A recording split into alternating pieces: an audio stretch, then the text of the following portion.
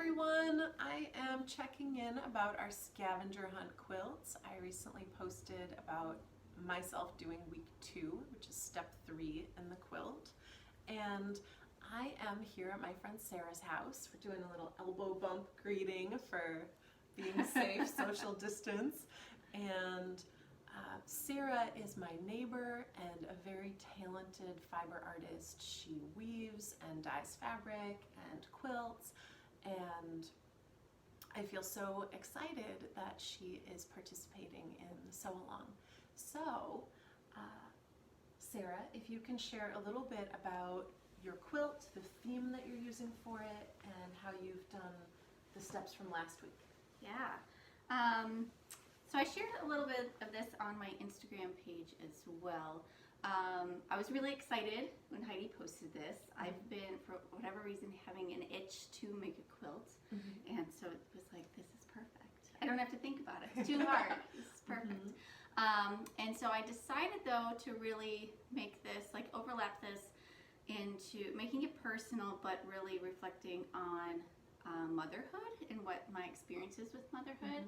I have an almost 2-year-old and am currently, here's my big Instagram surprise, currently about 20 weeks pregnant. So I thought this was also a really great opportunity for me to take this time for myself before I really feel like I have no time to make, or will just you know, be a little blip of no time to make.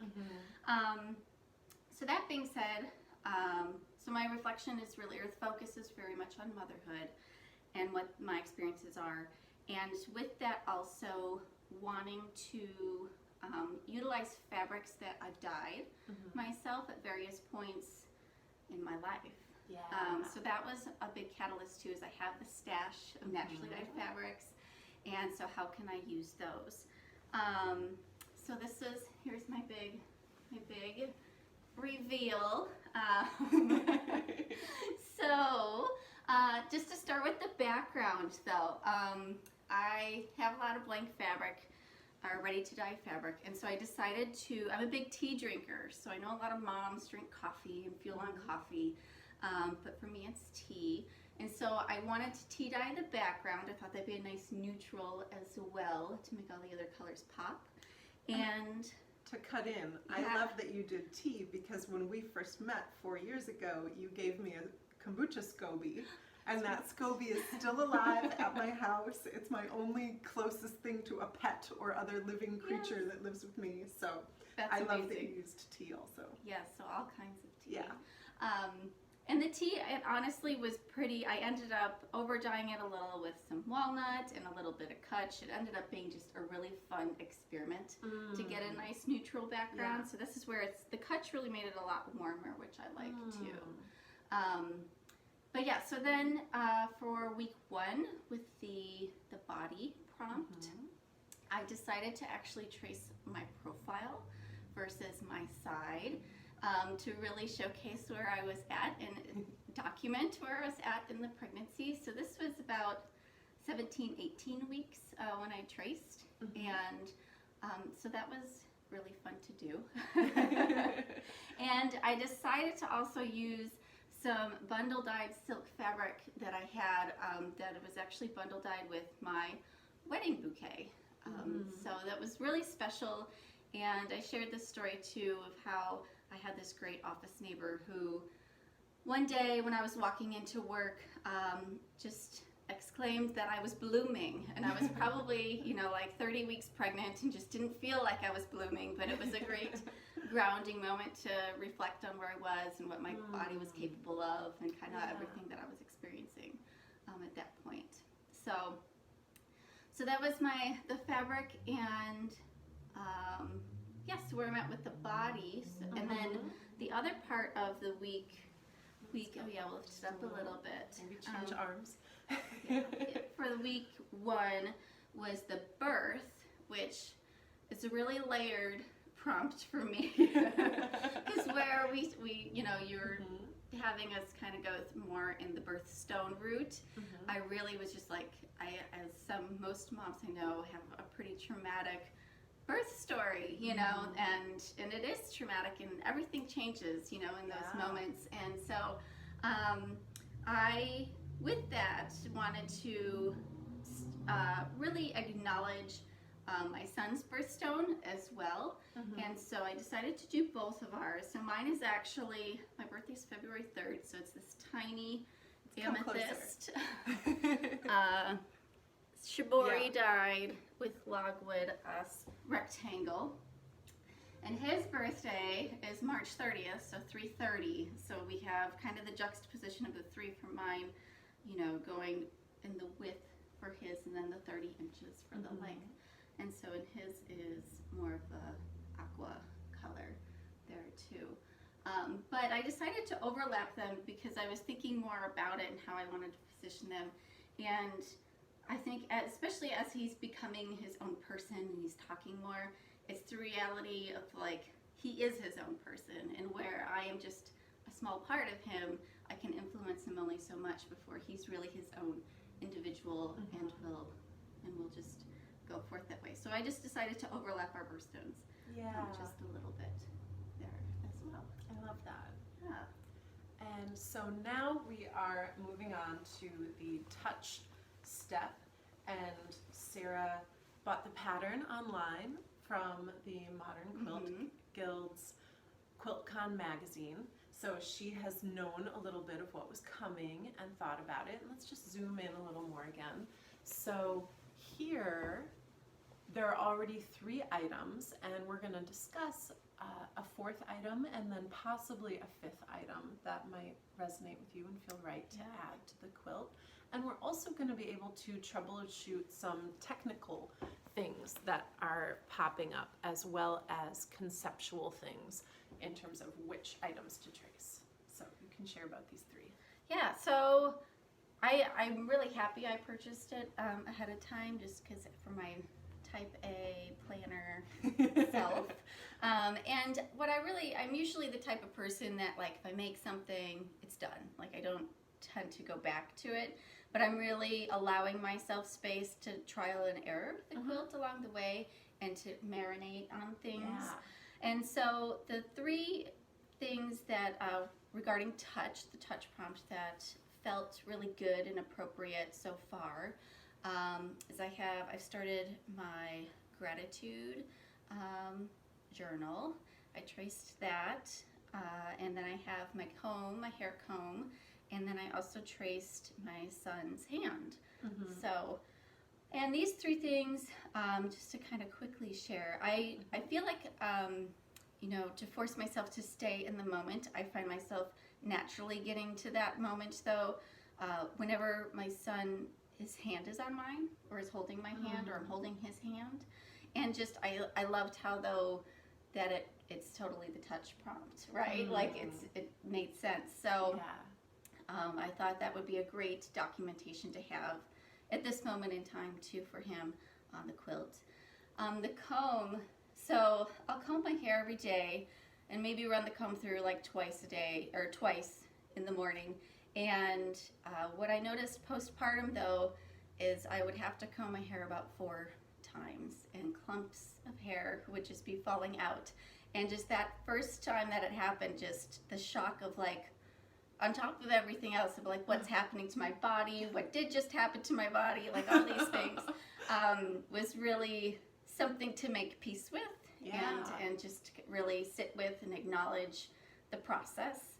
I'm back to combing my hair twice, which is great. But although how many months I know later. how many months. So but you know, my mom tells stories about how each pregnancy was different between me and my brothers. So maybe hair won't be a thing with this little one. It'll all stay in. Yeah. So so I thought the comb would be a nice thing to acknowledge as well. And then the gratitude journal was something I really, I started maybe like, I guess it was probably like a year and a half in.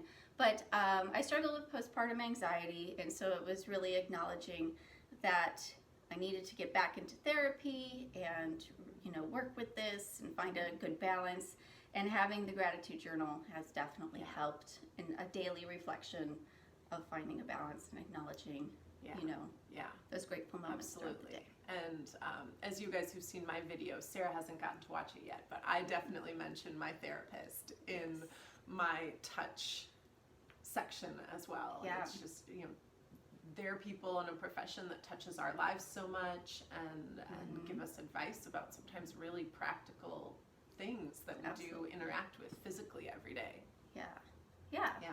So this is the 3, and I've had some ideas for maybe a 4th or 5th one, but none of them have really felt maybe right, I don't know. And so I've just been allowing myself, like, I'll start with the 3, see what might come up, still keep working on it throughout this week and kind of moving into the next week, prompt as well.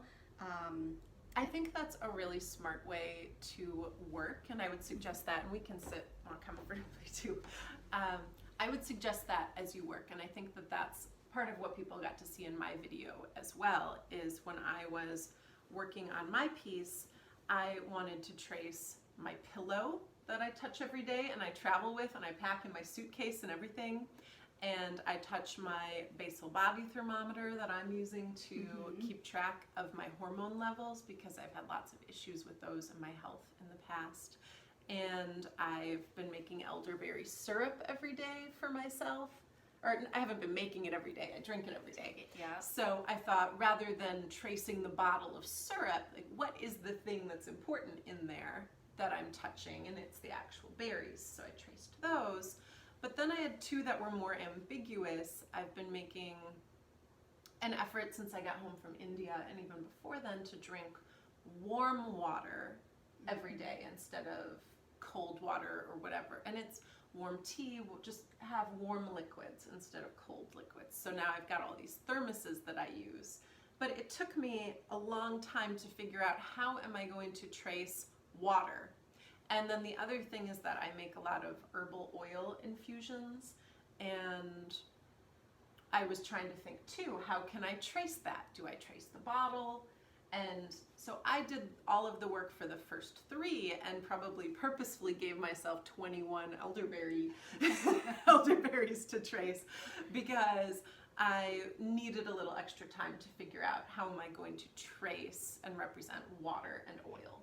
So I am a big proponent that piecing like this is slow. It'll give you plenty of time while you're doing the work of the things that come to mind easily. You can then use that time to contemplate and think about what's going to resonate with you and feel right for the next step when you get to it.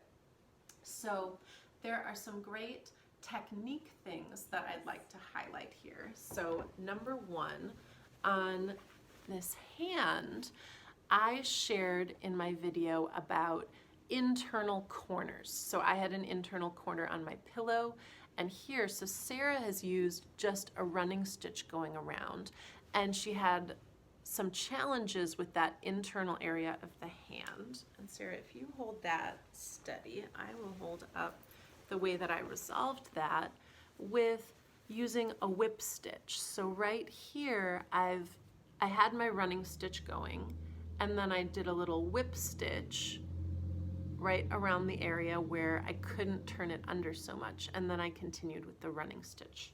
So what I might do here is to, from this point to this point, you're not going to have a lot of fabric that can turn under there. So you might snip in, make a little V shape, just cut right into it, and then fold under. And then you can do a whip stitch at those internal areas. And it actually makes for a very beautiful focal point visually.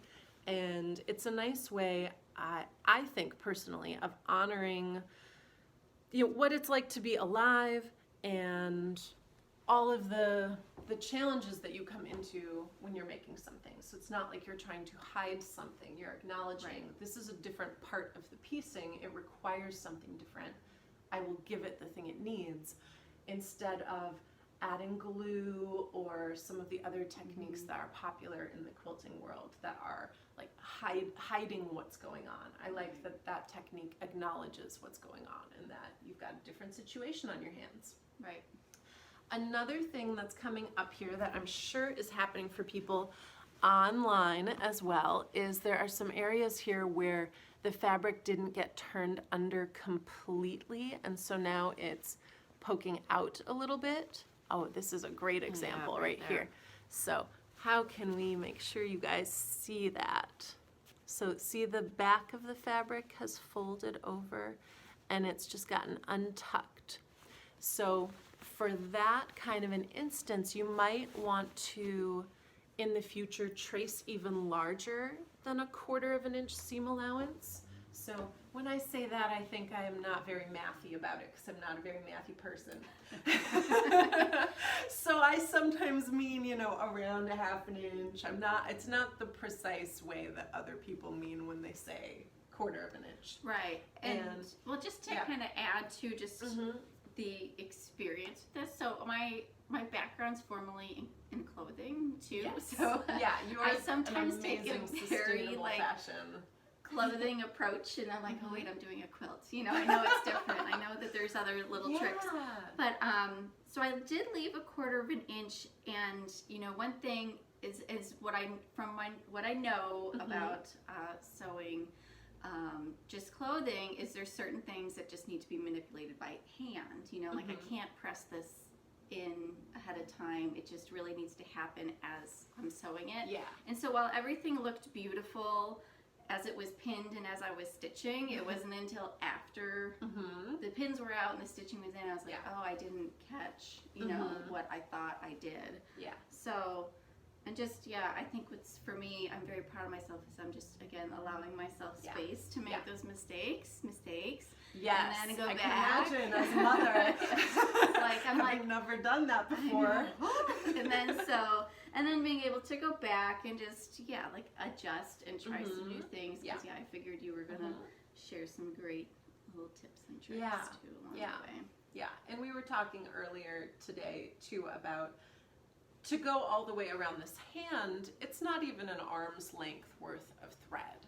And when you're quilting, you're going to use many arm's lengths worth of thread and sew them. So to, go back and re-sew a length of thread that's from your fingertips to your elbows isn't really that much. Like it can sound hard to go back or readjust, but it's not that big of a deal. Right. Yeah. Also, something that one of my students at QuiltCon recently, the same thing happened to her. And part of why it happened to her was that she was sewing not quite on the fold, but in a little bit, so her stitches were in a little and they didn't catch everything as it folded over because it's only secure as of the point that you are near the edge. So rather than ripping anything out, she went back in with a different color and did a whip stitch around the edge. And she actually did it in a really beautiful pattern. So she would just whip in between each running stitch. Oh, nice. So it was running, whip, running, and it was like hot pink and navy blue or something. It was so great looking. And to just go in and add, rather than seam ripping something out, you could just go in and add new stitches that reinforce and, tuck that under with your fingernail and then whip around it. And that's acknowledging your approach to that versus if your quilt looks when it's done like, oh, what a perfect hand you have there. And none of us know it's not your first try. Right. That to go in with a second layer in a different color can be a really powerful way to show, like, oh, I went back and adjusted this instead of, I attempted twice, but nobody knows that but me. So those could be some really helpful techniques for something that you guys might encounter along those lines. And then we've got this comb, which I thought was a great solution, that you just cut through and then did a running stitch, and as it frays and changes over time, that's just what's going to happen, to the point that eventually maybe these stitches of the comb are just embroidery. Maybe all of the thread will fray out of there at some point.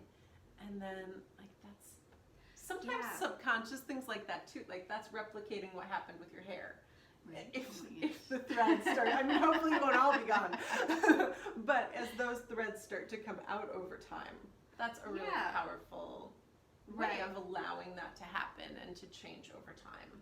And that's what I figured. I'm like, at least again, or just start. I'll start with stitching them down and see how if I like it. Yeah. You know, I have more fabric if I wanted to recut it. Yeah. You know, if it just really. And so I was just going to sit with this. And see what happens, how I feel as it progresses. I knew that was going to be the spot, so that's the spot. But right. So I think that looks really great. And then your journal, as you're sewing this, you've got it ironed, and so that to me is not as much turned under as what I would normally do. So I might turn under something more like that. Like kind of double what you were turning under. But you could also just sew really close to the edge. I do think too, and this is the kind of thing that happens because I sew like this all of the time, but my stitches are a little bit closer together than Sarah's are. I love the graphic look of this thicker stitch, and we discussed that you're using Sashiko thread, which is a little thicker. I'm using DMC pearl cotton size 8, which is slightly thinner, and that affects the stitch size as well. On your journal, there's a scalloped edge here, so let's just see if we can show the pencil lines. You can see that scallops in. So at that point, what I am going to suggest is that you cut in exactly at that inner point of the circle and cut all the way to your pencil line, and then you're going to tuck that under with your fingers and just sew, finger turn and sew as you go. A lot of times when you're tucking things like that, you can end up with something that looks sort of pointed. See how that's kind of triangular? And if you instead use your finger, open that up, you can roll the fabric with your thumb to get something that's much more rounded. And it's like this rolling between your fingers movement that's very helpful for that aspect. So that's appreciated. To very briefly discuss some possibilities for your fourth and maybe fifth item, I think that we were just discussing one of my first thoughts after having filmed yesterday. I thought, oh, there's so many people who touch pillboxes every day, and that could be interesting. And also, is it the pillbox or is it the pill? And do you want to think about, what that pill does for you and what the pill's made out of? Same as I thought, like, let's do an elderberry, not a bottle. Right. Do you want the contents of the pill, or do you want the shape of the pill itself, or is it the pill box? If it's a pill box, are any of the days open? If you choose, like maybe Friday is the open day when you're tracing your pill box, why Friday? There might be something really special about having one day open instead of having it be closed, and that gives the viewer a better hint at what exactly is that shape that you've outlined. Or maybe you want things like medication to be very, very private, and so it could just be an ambiguous rectangle that doesn't, lead to a whole bunch of details because no one needs to know but you. Right. So, I think you shared that. Yeah, and that's why I was grateful to just talk it out too, to get out of my head for a little bit about, brainstorming other ideas, because I've been on prenatal vitamins for like 3 years now, and so that seemed totally appropriate to actually acknowledge just the longevity of taking prenatal vitamins. They become postnatal vitamins also. Right. So so that I think is going to be a definite, it's whatever iteration that might be, for a fourth item for me as well.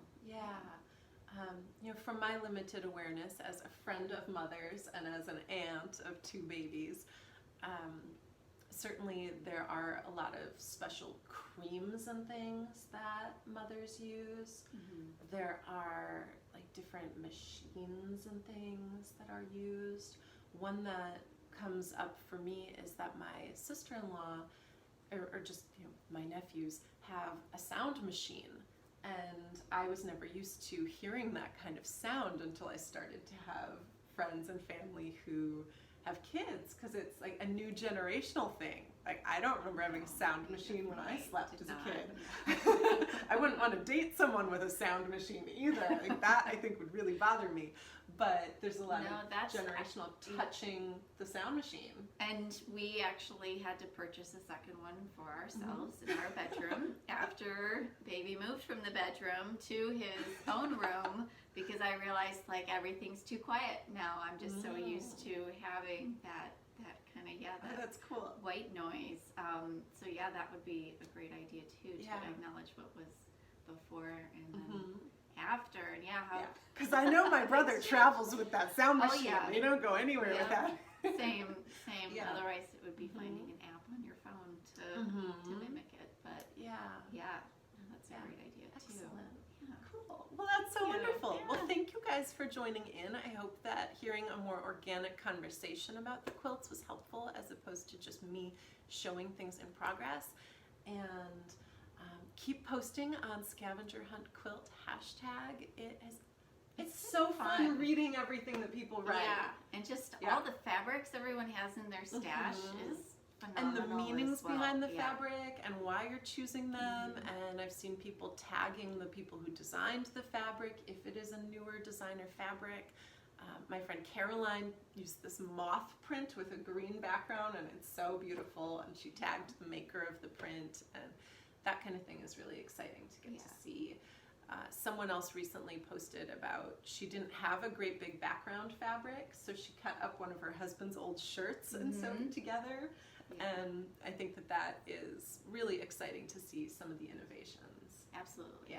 It's the perfect time to really scrounge around your house to see Yes, it is. what's available. Yeah, don't go out and shop. Use what you've got. Yeah. Well, Sarah, thank you so much. I really appreciate it. This was fun. Bye, everyone. Thank you.